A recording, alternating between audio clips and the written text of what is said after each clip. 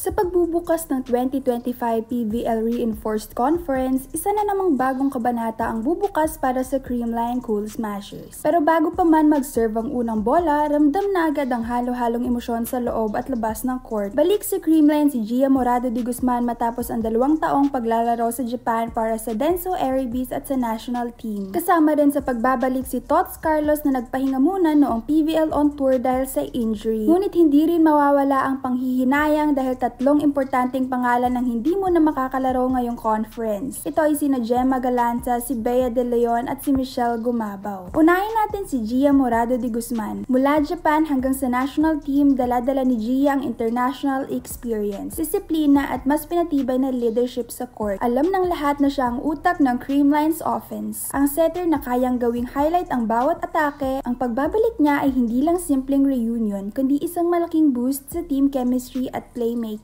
Hindi basta-basta ang ganda ng sets niya, kundi pati ang husay niya mag-compose ng plays under pressure. Something na na-miss ng Cool Smashers at ng fans. Kasabay naman ang pagbabalik ni Gia ay ang pagbabalik ng isang consistent scorer na si Tots Carlos. Siya ang isa sa mga haligi ng Creamline offense at ang tinaguriang go-to girl sa clutch moments. Matapos magpahinga dahil sa injury noong PVL on tour, siguradong gigil si Tots na bumawi at patunayan na mas malakas at mas handa na siyang bumalik. Ang presence niya sa loob ng court ay hindi lang nakabase sa puntos na kaya niyang ibigay, kundi pati sa energy at fighting spirit na dala niya. Ang tandem ni Gia at Tots ay parang isang matagal nang hinihintay na balik tambalan, setter at spiker na kayang bumuo ng magic sa bawat rally. Pero kahit may mga nagbabalik, ramdam din ang kawalan ng ilang key players. Si Gemma Galanza na kilala bilang isa sa pinaka-reliable open spiker ng liga ay hindi makakalaro dahil sa minor injury. Malaking butas ito para sa wing offense ng Creamline, lalo't sanay na ang fans na siya ang nagbibigay ng steady scoring at defensive coverage sa likod. Kasabay nito, mawawala rin si Bea De Leon, isang malaking presence sa gitna na kayang magbigay ng crucial blocks at leadership sa front line. Hindi mo na makakabalik si Michelle Gumabaw na kakakasal lang kay Aldo Panlilo nitong Marso. Mas pinili niyang i-prioritize ang bagong yugto ng kanyang buhay bilang asawa kaya't hindi siya makakasama sa Reinforced Conference. Sa kabila ng pagkawala ni Gemma, Bea at Michelle, nananatiling matibay ang puso ng Creamline. Ang pagbabalik ni Gia at Tots ay nagsisilbing pag-asa at lakas ng loob para sa buong team. Mawawalan sila ng ilang key scorers at blockers pero kapalit naman ito ay mas pinatibay na core na handang lumaban sa panibagong season. At kung may isang bagay na sigurado, ito ay ang hindi mawawala ang puso, tapang at determinasyon ng Creamline Cool Smashers.